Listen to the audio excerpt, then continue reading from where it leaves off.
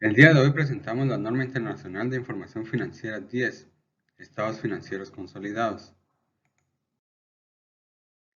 El objetivo de esta norma es establecer los principios para la preparación y presentación de estados financieros consolidados de una entidad controladora. Para cumplir con el objetivo se requiere que una entidad controladora presente estados financieros consolidados. Se define el control como base de consolidación. Aplicar el control para identificar si un inversor controla una participada. Establecer los requerimientos contables para la preparación de los estados financieros consolidados. Y se establece una excepción de consolidar ciertas subsidiarias en una entidad de inversión. El alcance de la NIF 10. Una entidad que es una controladora presentará estados financieros consolidados. No necesita presentar estados financieros consolidados si se cumplen con las siguientes condiciones: que una subsidiaria total o parcialmente participada por otra entidad haya sido informada de que la controladora no presentará estados financieros consolidados y ésta no ha manifestado objeción alguna. Que los instrumentos de deuda o de patrimonio no se negocian en un mercado público. Que no se registren en los estados financieros ni que estén en proceso de hacerlo en una comisión de valores u organización reguladora.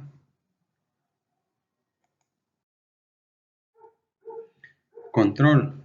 Un inversor tiene control sobre una participada cuando éste posee derechos que le otorgan la capacidad de dirigir las actividades relevantes, es decir, las actividades que afectan en forma significativa los rendimientos de la participada. Un inversor controla una participada si y solo si éste reúne todos los elementos siguientes: poder sobre la participada, exposición o derecho a rendimientos variables procedentes de la implicación en la participada, de la capacidad de utilizar su poder sobre la participada para influir en el importe en los rendimientos del inversor. Esta norma nos habla del poder y nos indica que un inversor tiene el poder sobre una participada cuando éste posee derechos que le otorgan la capacidad presente de dirigir las actividades relevantes. Esto quiere decir que las actividades que afectan de forma significativa a los rendimientos de la participada. El poder surge de derechos y en ocasiones la evaluación del poder va a ser sencilla, tal como cuando el poder sobre una participada se obtiene de forma directa y únicamente de los derechos de voto que se conceden por los instrumentos del patrimonio. Estos pueden ser los accionistas y que van a ser evaluados mediante la consideración de los derechos de voto que proceden de los accionariados. En otros casos, la evaluación puede ser un poco más compleja y que va a requerir que se considere más de un factor, que por ejemplo puede ser cuando el poder procede de uno o más acuerdos contractuales. Un inversor con capacidad presente para dirigir las actividades relevantes tiene poder incluso si un derecho a dirigir todavía no se ha ejercido.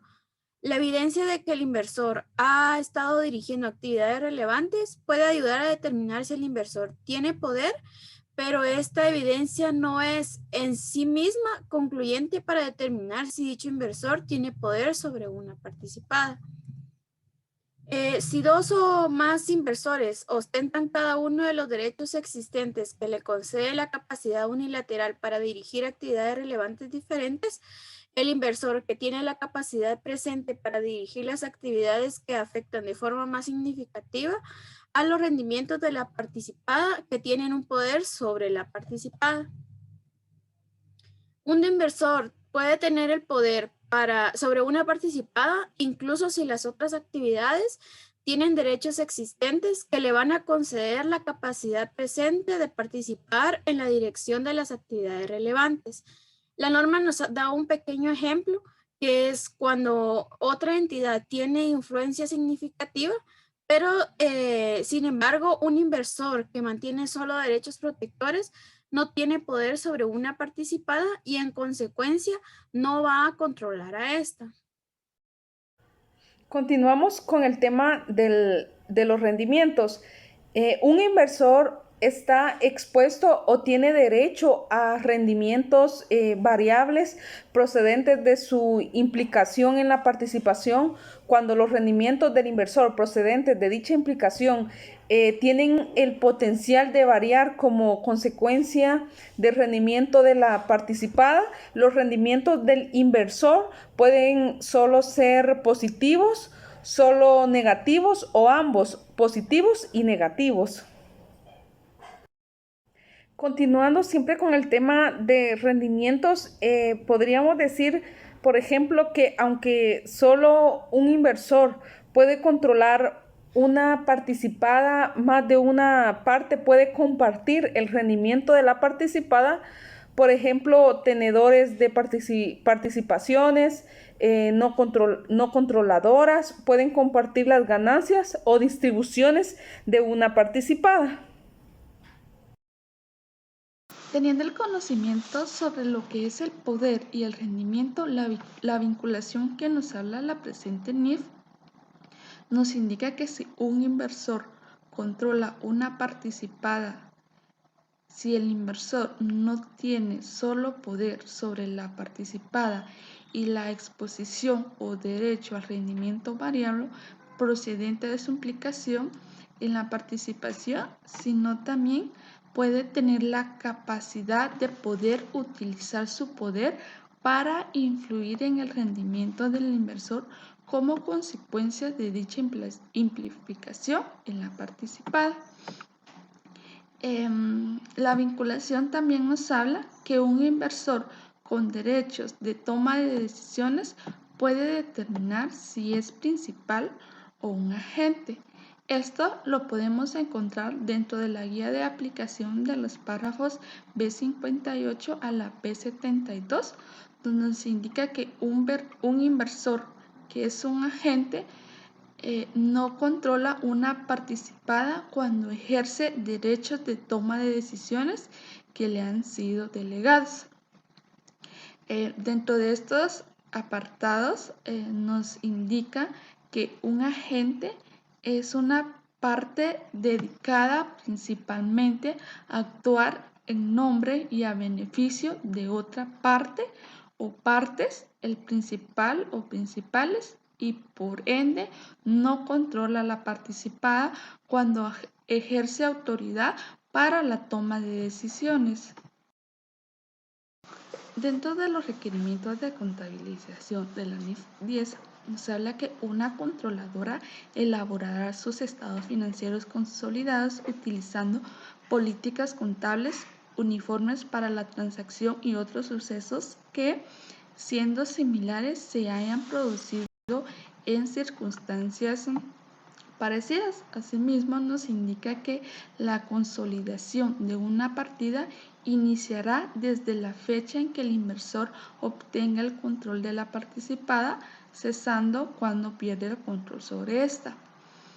Los párrafos B86 al B93 nos establecen guías para la elaboración de estos estados consolidados. Dentro de estas guías que podemos encontrar nos hablan sobre los procedimientos de consolidación, políticas contables uniformes que nos indican en el apartado anterior, medición, derechos de voto potenciales y la fecha de presentación que tienen que tener los estados financieros.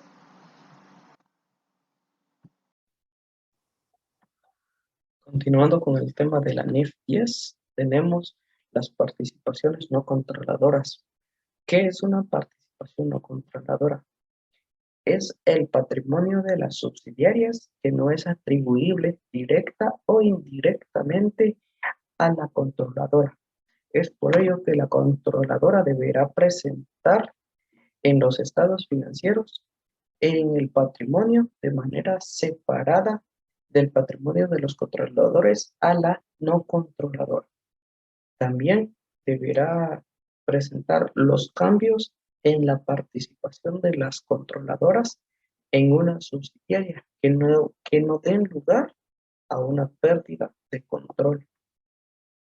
Acá se podrá observar que tenemos la controladora y la no controladora. ¿Qué es la pérdida de control? Esto surge cuando una controladora pierde dicho control sobre una subsidiaria. El proceso que se realizará es dar de baja todas aquellas cuentas, tanto de pasivo como activo, que se tengan en la subsidiaria. Al momento de perder el control, se deberá reconocer por el controlador cualquier inversión que tenía en la subsidiaria y será medido en la fecha que se pierda el control. Acá será considerado como el valor razonable de dicha inversión. También se reconocerá la pérdida o ganancia asociada con la pérdida del control de la subsidiaria, que será atribuible a la anterior participación de la controladora. Determinación de si una entidad es una entidad de inversión. Una controladora pues va a determinar si una entidad es una entidad de inversión, si ésta pues obtiene fondos de uno o más inversores con el propósito de prestar a estos inversores los servicios de gestión de inversiones, se compromete con sus inversores a que el propósito es únicamente la inversión de fondos para obtener rendimientos por la apreciación de su capital o los ingresos de inversiones o ya sea ambos. Esta mide y evalúa el rendimiento de prácticamente todas las inversiones sobre la base del valor razonable. Una entidad va a evaluar si una entidad de inversión tiene las características típicas siguientes: que tenga más de una inversión, que tenga más de un inversor, que si tiene inversores que no son partes relacionadas a la entidad y tiene participaciones en la propiedad de forma de patrimonio o participaciones similares. Cuando hay ausencia de cualquiera de estas características, esto no impide necesariamente que una entidad pues se clasifique como una entidad de inversión. Hay ocasiones en donde una controladora puede dejar de ser una entidad de inversión o pasa a ser una entidad de inversión. En este caso, pues va a contabilizar el cambio en sus estados financieros de forma prospectiva desde la fecha que ocurrió pues el cambio.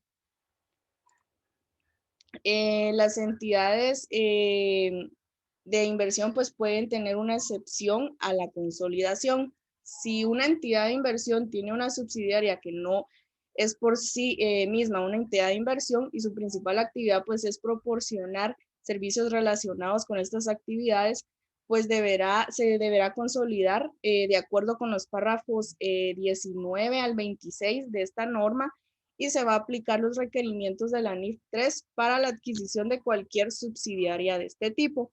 En este caso, pues los párrafos del 19 al 26 nos hablan sobre los requerimientos de contabilización y la NIF 3 pues trata de las combinaciones de negocios. Pues una entidad de inversión no va a consolidar sus subsidiarias ni va a aplicar la NIF 3 cuando obtenga el control de otra entidad. En este caso, va a medir la inversión de la subsidiaria al valor razonable con cambios en los resultados, como lo establece la NIF 9, que esta pues nos habla sobre los instrumentos financieros y estos pues se pueden clasificar al costo amortizado, a valor razonable con cambios en otro resultado integral, o al valor razonable con cambios en resultados, que este último pues es el que establece la excepción a la consolidación. Y de esta manera pues concluimos la exposición de la NIF 10. Esperamos que haya sido de su agrado. Muchas gracias.